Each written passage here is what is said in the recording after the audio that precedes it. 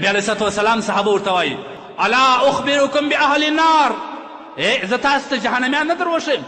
صحابه خو دومره مینوال وه، هغوی ما په دې شي پسې ګرځېدل چې موږ څنګه د جهنم نه ځان وژغورو. دوی ورته وایي بلا یا رسول الله، ولې نه راشئ؟ ته خو راوښئ څوک دی؟ د الله رسول صلی الله علیه وسلم فرمایي کل عتل جواز مستکبر. درې کسان، یو هغه سخت مزاجه چې همیشه یې تندي ته غوټې ورکړي، دا ټول کسان ته په یو خشم انداز باندې ګډ وي، یو سخت مزاج لري، دا کس په جهنمي. او جواز، د جواز تفصیل علماو ډېر کړی دی. بعض دا وایي چې ډېر خوراک کول والا، بعض دا وایي چې ډېر مال جمع کول والا، بعض دا وایي چې یا د جواز څخه مراد هغه کس دی چې هغه په تکبر باندې په مځکه کې روان و مستکبر او متکبر. دا درې کسان به اهل النار وي، دا به په جهنم کې اهل نار جهنمیان. نن ما او تا به څه شي تکبر کوو؟ هر ځوان د خپل وسه پورې لږ لږ تکبر کړی دی، لږ لږ تکبر کوو. که ما یو څه واک پیدا کړي، که مې یو څه دنیا پیدا کړل، که مې یو څه پیسې پیدا کړې، که مې یو موټر پیدا کړې، دا موټر کې زما او ستا ناسته څه شته باري؟ یو وخت چا دا ویله چې الحمدلله خدای ستا په خپل نعمتو دې ونازولم، ښه ځواني دې راکړل، ښه مال او دولت دې راکړي، او ښه موټر او سوارلي دې راکړي. ما او تا چې موټر رانیستی شي، یاره ځم ته راځه یو ښه موټر را پیدا کړه، څه به کوې؟ بله ورځ زما عارف یو موټر رانیولی و، زه غواړم چې د په مقابله کې موټر رانیسم. بیا د هغه مخ ته په تیز باندې تېر کړه. دا تکبر دی، د دې کسانو ټکانه وه په جهنم کې. زم یو ښایسته بیټک کوټه ځان ته جوړوم، څه به کوې؟ داسې یو وخت سیال و ناسیال راځي، هغه کسان به وایي دومره پیسې پیدا کړې بیا هم په دې کوټه کې دي. دا کس چې کوم دی دا جهنمي دی، دا جهنمي دی. او که یو کس وایي چې زه موټر رانیسم، الله دنیا را کړې ده، دا د خدای یو نعمت دی، د یو ځای ځان په رسوم، یو غریب مسکین که په مخه رالی هغه راپورته کوم، د یو ځای رسوم، دا نعمت دی، پر دې باندې به الله درته اجر ورکوي. که یو سړی وایي کوټه جوړوم، پیسې په مصرفوم دپاره د دې سبا یو مسافر راځي، سبا یو غریب و مسکین راځي، سبا مې یو قریب راځي د قرابت دپاره، د وسیله رحمي دپاره به دا زما د ناستې ځای دی ته به یې ګوله ډوډۍ ورکوم، دا ثواب دی، پر دې باندې الله اجر ورکوي. انما الاعمال بالنیات، هر عمل دی پر نیت باندې دی. د تکبر نیت پکښې یو اهل نار یې، جهنمي شولې، دا الله فیصله ده، زه نه وایم که نه. او که دې ښه نیت کې وکړي، ښه نیت کې دې کې وکړي، ولو که دې ښایسته جوړه کړل، ولو که دې زیبا جوړه کړل، ښه پیسې دې په مصرف کړي، خو نیت دې سم دي که لس وارې خلک دې ماشاءالله څنګه ښه کوټه جوړ کړې ده. الله تبارک وتعالی تا ته پر خپل نیت باندې اجر ورکوي. نیتونه صفا کړئ، ځوانانو نیتونه صفا کړئ، نیتونه صفا کړئ د خدای دپاره. ابو هریره رضی الله تعالی عنه روایت دی، نبی علیه الصلاة والسلام فرمایي ثلاث، دا عجبه روایت دی، دا چې زه کله کله وارم په خدای بیخي سخت پریشان اسم، ډېر سخت پریشان کن روایت دی. حضرت ابو هریره رضی الله عنه فرمایي وایي نبی علیه الصلاة والسلام فرمایي ثلاث لا یکلمهم الله یوم القیامة ولا یزکیهم ولا ینظر الیهم ولهم عذاب علیم. الله الله الله اکبر. درې کسان دا دي چې الله به هېڅکله د دې کسان سره خبرې نه کوي. لا یکلمهم الله، د قیامت په ورځ به الله د دې کسان سره خبرې نه کوي.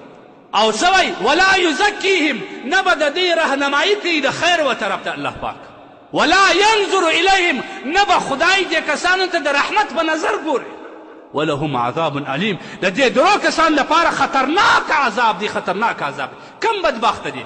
یو شیخ زان، سپینږیری زناکار، سپینږیری زناکار. محدثین لیکي چې دې څه مطلب څه دی؟ یعنې چې ته سپینږیری سوې، دا په ژبه کې چې سپین وریښته پیدا سي، الله وایي دا زما رحمت دی، زه حیا کوم د دې بنده څخه چې زه دته عذاب ورکوم، چې هلته شهوت کم سي، قدرتي انسان چې سپینږیری سي شهوت یې کم سي. لیکن بیا هم که چیرې په خواهشاتو پسې، په نارواو پسې، الله تبارک وتعالی به دردناک عذاب ورکړي، هېڅکله به الله دې کس ته د رحمت په نظر باندې نه ګوري. او بل څوک دی؟ وملک کذاب، درواغجن باچا، درواغجن وزیر، درواغجن سرانوال، درواغجن کومندان. الله تبارک وتعالی وایي نه خبرې ورسره کوم، نه د رحمت په نظر ورته ګورم. او الله جل جلاله د دې کسانو دپاره موږ دردناک عذاب تېر کوي. تاسو د معاشرې د نن د دنیا باچاهانو ته وګورئ، بله به در معلوم سي. او دریم کس څه شي دی؟ دریم کس هغه څوک دی، هغه وعائل المستکبر، هغه فقیر چې متکبره فقیر وي، متکبره فقیر.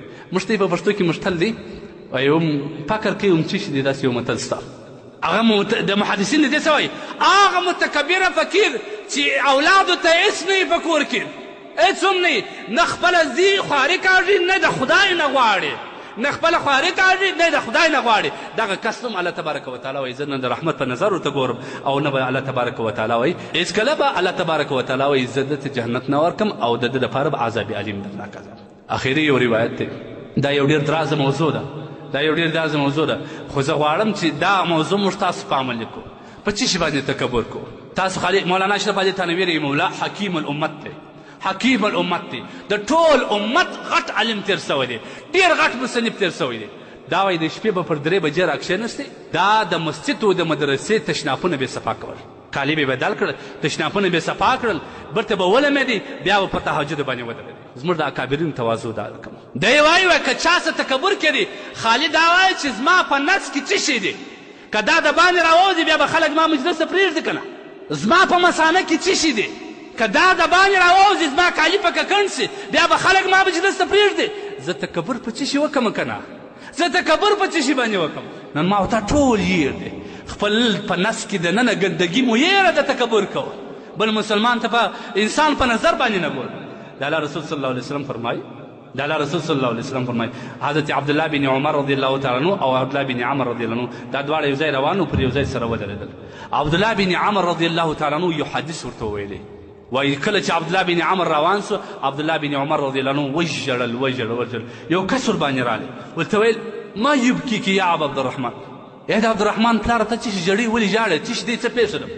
وایي ده ویل وایي دغه عمر بن العاص رضی الله عنه ما ته اوس د نبي علیه صلات وسلام یو روایت راوته ویلی کوم وایي دا من کان فی قلبه مثقال حبة من خردل من کبر کبه الله لوجهه فی النار. الله اکبر. که د چا په زړه کې د یوه اژدن د دانې مطابق تکبر رالی غرور او کبر رالی الله جل جلاله بیا پړ مخې جهنم ته غورځي په دغه باندې ژاړم. نن زموږ معاشره وګوره تباه ده هر ځوان در خپل حده متکبر دی هر ځوان در خپل حده غرور کوو په څه شي باندې کوې ولې ابدي جهنم ځان ته لازمه یې تا ته 100 روپۍ الله درکړي دي خو نعمت دی شکر ادا کړه ته څومره تکبر کوې ته د چا سره چې سلام اچې یو لاس روغبړ کوې مخ دې ځینې راوړي لقمان حکیم و خپل بچي ته کم نصیحت کوي الله یې په قرآن کې رانقل کوي. د خدای لپاره تکبر مه کوئ. تکبر ډېر خطرناک شی دی تکبر ډېر آفت شی دی. دا تکبر په څو شیانو باندې کېږي بعض خلک یې په علم باندې کوي علما یو تکبر یې ځان ته یو رتبه ورکوي. آفت العلم علما لیکي الخیلا د علم آفت چې کم دی هغه تکبر دی. که په کم عالم کې تکبر پیدا سو ولاړی تباه و برباد سي. بعضې په اولاد باندې کې زما خو نو دومرې اولاد دي زه خو عرضه کوم اولاد چې انما اموالکم و اولادکم فتنه دا ستاسو دپاره فتنه د ازمایش دی. بعضې په حسن او جمال باندې کوي بعضې په ښه اواز باندې کوي خو هر څه چې دی بجای د دې چې ته تکبر ورباندې وکړې غرور ورباندې وکړې دا تسلیم که چې دا د خدای تبارک وتعالی یو نعمت دی الله تبارک وتعالی ما ته کړی. من تعظم في نفسه او اختال في مشيته لقي الله تبارك وتعالى وهو عليه غضبان. عجب روایت دی دا وایي که چیرې یو سړی روانو داسې ځان ته وکړه ماشاءالله عجبه غټ سړی من تعظم فی نفسي په خپل ځان کې وکتل ځان دی غټ ورته ښکاره سو چې یاره زه خو نه یو غټ سړی یاره ته یې ماشاءالله ته یې څه پیسې خدای دې که هر یو دې عزت کړي دا خو نه ته او څه وایي او اختال فی مشه روان دی دا پښې دی چپې ایښولې په تکبر یې کوي د تکبر په انداز باندې پښې ایښولې. لقي الله د قیامت په ورځ به دا کس د خدای سره په داسې حال کې ملاقات کوي چې خدای به دته قهرمن وي غضبان الله به ورته په غضب کوي. اوه دا ټول موږ مبتلا یو دا موږ په دې ټول مبتلا یو د خدای دپاره ځوانانو ځواني الله درکړې ده عاجزي کې وکړه د سپین ږیري سره کومک وکړه که یو چا د سپین ږیري د لاسه یو بار وکړي چې بابا زه یې سره وړمه الله تبارک وتعالی به دومره اجر ورکړي د قیامت بارونه به الله پر ده باندې وساکي. نن ما او تا سپین ږیري ته په کوم نظر ګور معاشره کې تباهي ده دا سپین ږیري اهانت چې کوو تکبر دی. زوی پلار ته به کوم نظر ګوري ځکه چې زوی ځان ته یو لوټ ږدي یو رتبه ځان ته ورکوي مه کوئ د خدای لپاره. الله تبارک وتعالی هر کس ته یو نعمت ورکړي خو د دې نعمت شکر که ادا کړې لازیدنکم الله وایي زه در زیاتوم لئن کفرتم ان عذابی لشدید که دې نافرماني وکړل زما عذاب خطرناک عذاب دی. الله دې موږ تاسو د غرور او تکبر نه وساتي. پروردګار عالم دې مو اصلاح کړي. ځوانانو د خدای لپاره کوم یو ځوان ولدي بعض ځوانان دا پیسې دا رقم کښتي دا رقم دا اوس خو ماډرن دی د خدای عجبه وبا دلته رالی عجبه وبا دا ده چې کم مخکې ګناه وه اوس یې پیشن نوم ورکړي چې کله به ګناه کېدل خلکو به بد ځینې وړل اوس یې پیشن نوم ورکړي. وایي دا یو پیشن دی زما ځوان نن روان یې ښځې یې پیسې پورته کړي او ځوان چې کم دی هغه در جلک لاندې پیسې. حدیث کې راځي نبي علیه صلات وسلام فرمایي د کم ځوان پیسې چې کښته وې یا در پندې سره برابره وې دغه پندې به د قیامت په ورځ د جهنم په اور باندې مسه کېږي.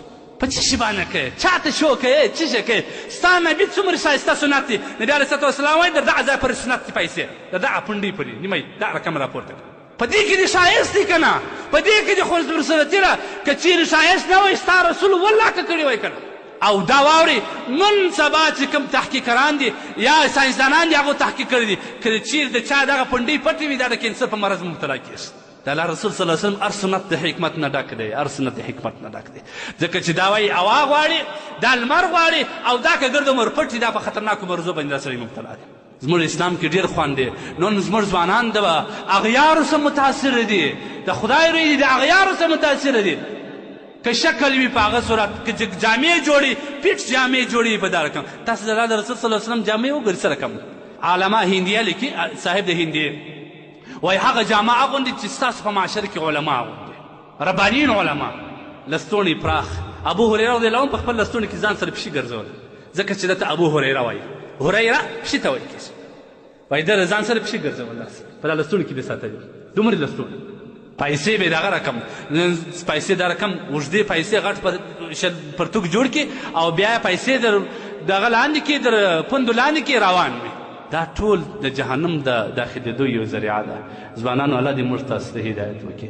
خدای جل جلاله دې مې دا نوی نسل را سنبال کړي. زما ډېره خوا په دې بدېږي همیشه زما خطاب تی ته ځکه چې تاسو د وخت دپاره یو عظیم کارنامه ادا کولی سي ښه کردار ادا کولی سي د خدای دپاره د خپل نبي سنت مطالعه کوي. شمایل ترمذي کې ټول د نبي علیه صلات وسلام هغه عادات او شان د الله رسول صلی الله علیه وسلم نه بیان سوي دي. پروردګار عالم دې پر دې خبرو د عمل توفیق راکړي.